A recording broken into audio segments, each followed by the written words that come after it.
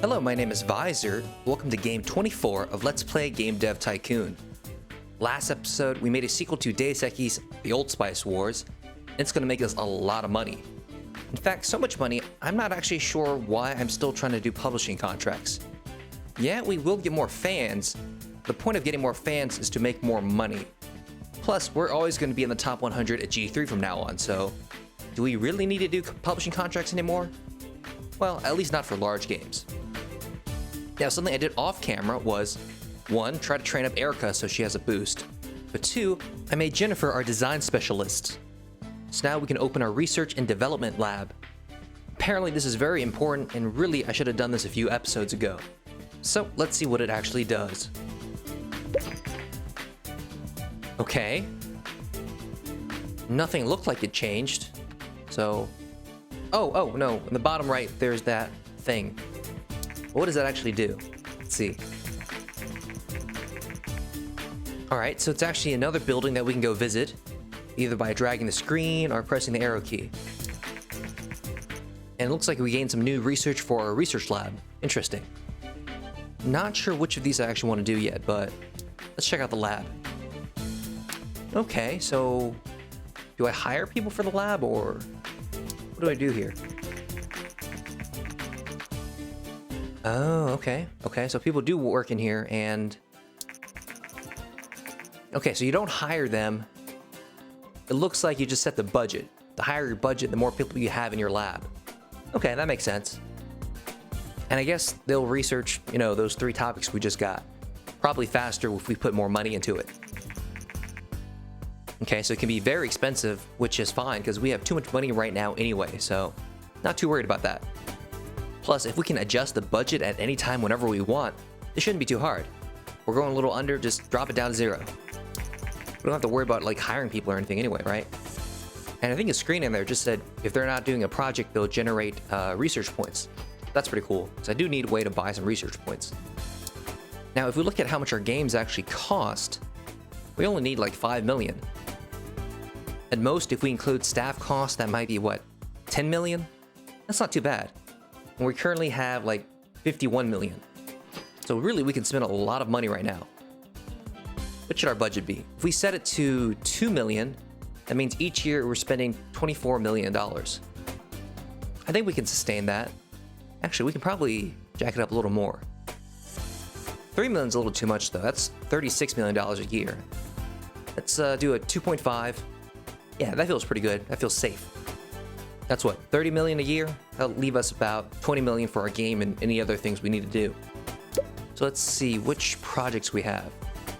Internet opportunities. We'll research the internet and see what it can do for us. Looks like we could also do AAA games, but I don't know if I want to do those yet. Maybe I want to get a new game engine ready, because I have so many things to research right now. We'll just wait a bit, make sure we have a nice new game engine before we do AAA games. And looking at hardware, why are we creating our own hardware? We're just developing games. Are we making our own peripherals or something?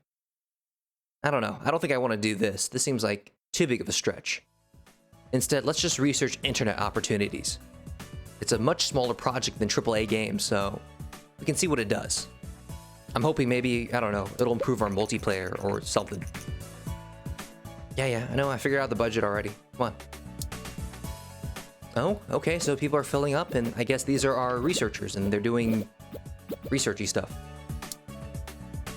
Anyway, let's get back to developing our game. Oh, it looks like it's off the market already. Okay, so we're gonna send Jonathan on vacation. Try to keep everybody's things synced up. And as you can see, Erica has a boost bar now. It's very small. If you look at Jonathan's, it has a X2. So I guess it charged up twice, assuming it lasts twice as long.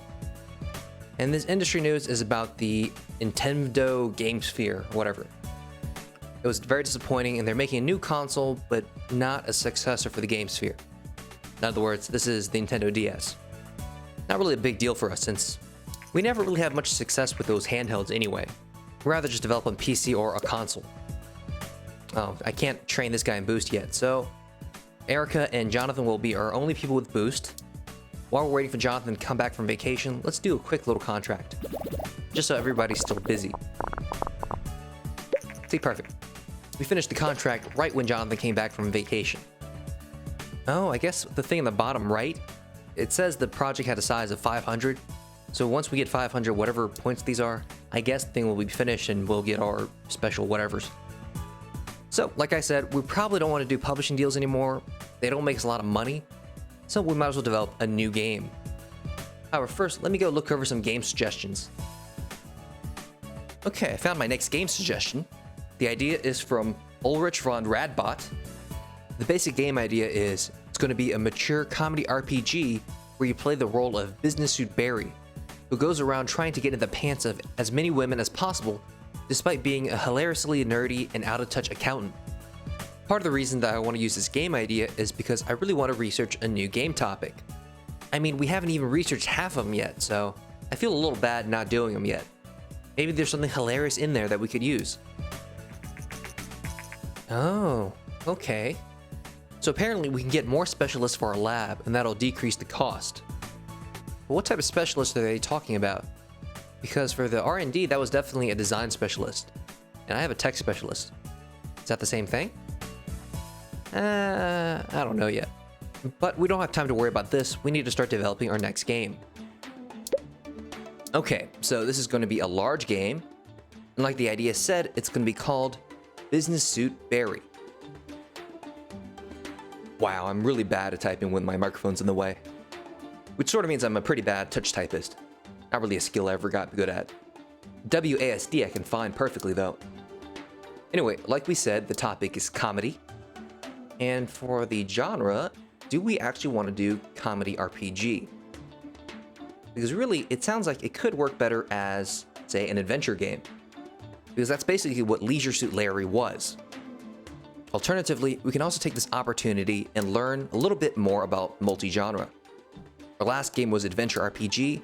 This time we'll do an RPG adventure, again on the Play System 2. Because when we did Adventure RPG last episode, the game report only said Adventure and Play System was an okay match. It didn't mention RPG at all. If this time around the game report says RPG and Play System 2 is a great match, I think that suggests that the secondary genre doesn't matter when it comes to the platform match. That's my theory anyway, because, well, that's what it looks like. Unless it's a really weird oversight. Okay, so something we have to keep in mind this episode is we have two people with boosts, Erica and Jonathan. I'm not sure what the best time to boost is, but I'm suspecting it's when they're actually in charge. However, since Erica is technology focused, I'm not really going to get much use out of her. Not for an RPG adventure game anyway. I'll probably have her do engine and AI and that's about it. Still, we'll try and see what happens. Anyway, there's not all that much we can change on this screen. Because if we want to do video playback, it takes up too many resources. So, really, since we did an adventure RPG last episode and an RPG adventure this episode, we don't have to change it very much. Oh, actually, her boost isn't even ready yet. Hopefully it'll be ready for stage 2.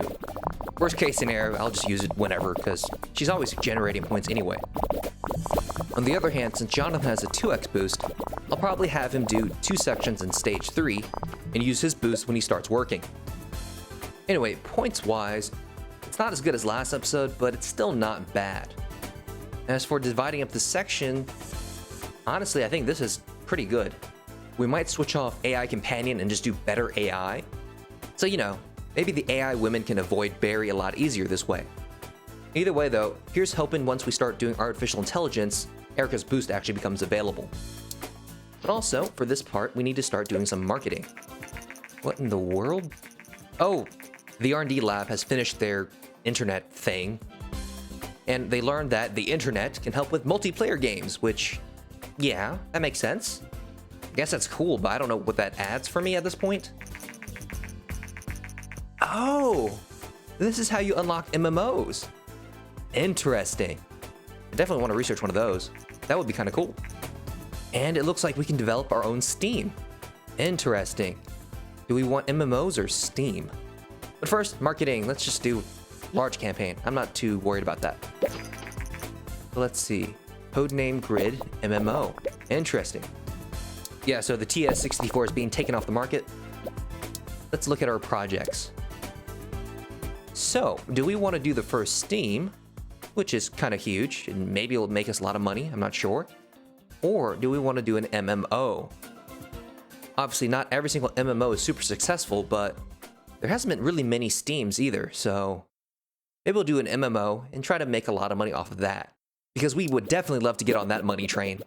Hopefully, we'll be able to do an MMO next episode. Anyway, back to game development. We already did our marketing, so now we should do, I guess, boost. Because, you know, might as well. Actually, no, that might have been ineffective. It looks like the boost is still going on, even though the section ended. Hopefully it'll carry over into stage 3. Though I'm actually still not sure what type of boost it is. I'm guessing it's probably a tech boost, but I don't know. Anyway, this time around, I'm hoping this mix is better. Because on the last game report, it said graphics was really important to this type of game. Unfortunately, I don't know whether that meant adventure RPG or just adventure. Because I know for just an adventure game, graphics is super important. Maybe if we're lucky, this time around it'll say graphics is not super important. And then we'll know. What is this? So they want a copy of our old game engine. That's like our second engine ever. Like, what could we possibly get for selling it? Let's just give it away and hope for the best. We'll probably gain some fans or something. Just to make sure we actually gain fans though, let's note that we currently have 292k fans. And according to this, we'll gain 32.5k fans, so let's see if it happens. It didn't look like it happened, that's the same number. Kinda weird. Well, maybe we'll keep an eye on it and see what happens. Oh, there it goes. I guess we needed to hit the end of the month or something. Anyway, for G3, we're doing a large booth because why the hell not? Because it seems like at this point, we can easily get into the top 100 of G3 booths if we get a large one. Oh, and also the TS64 is done. We made $16 million off of it, so that's not bad. As for the game, the balance looks pretty good. High design, not as high technology, but I'm pretty sure we don't make a new record in any of the categories. That might badly screw us over. We'll see. But anyway, let's see how well we do at G3. Remember last time we had 670,000 people. Oh cool, we beat that by 100k this time. Excellent. So I'm thinking we're probably in the top 100 again. Yeah, we are. We're in 29th place. And look at all the hype we gained. Holy shit. That's a lot. So at this point, once this evens out, we might as well release the game. I guess that looks fairly stable, and we're losing hype now, so let's finish it. As expected, no new records and everything, despite using 2 boosts this time. We leveled up a few things, but I don't know. Maybe the problem is at this many points it's hard for me to judge how well we're doing, but I feel a little nervous. Anyway, we have special training available for Marcus and Michelle now. We can train a boost for them, assuming they have 500 design or 500 technology. And we gain a bunch of new things to research. Holy shit, we need a lot more research points. Anyway, let's see the game review. Okay, that's pretty good. I'm alright with that. That's a lot lower though, holy shit. I'm a little concerned about that. I guess overall that's not too bad. It averages out to be 7.25. But what will be most interesting is seeing the game report and the final sales numbers. Okay, so looking at our game report, we see a few interesting things. One, apparently comedy, RPG, and adventure is only a good combo. It's not great, which is less than ideal, but not bad for a new topic. Level design is very important for this type of game, though I'm still not sure what it means by this type of game, because once again it shows the genre and platform match as RPG in Play System 2. It really looks like the secondary genre just doesn't matter, because I don't see how adventure RPG could just be okay, but RPG adventure could be great. In my mind, it means only the primary genre matters. As for the audience and platform match, I'm a little surprised. I said a mature game is only okay for the Play System 2. And that just seems weird to me, because that generation had stuff like Halo and, was it God of War? A lot of what I would consider mature games. Bizarre. But anyway, our less than perfect matches sort of show up in our sales numbers. You can see we only made a profit of 2.5 million, which is an issue because, remember that research lab? We set the budget to 2.5 million a month? Ugh. We might need to decrease that a little. However, there's something very, very interesting here. Look at the number of fans we gained. That's as much as our last game. However, in terms of units sold, we maybe sold a seventh of that amount. So it seems like the number of fans you gained is directly related to how much hype you have, and not the units sold. And of course, it's modified by whether you have a publishing deal. So as long as I keep doing a large booth at G3, we should be able to continue our fan game. However, next episode, we really need to make a better game and make a lot more money, because we have a research lab full of people that we need to keep employed. But either way, that's pretty much it for this episode. So thank you guys for watching, and I hope to see you guys next time.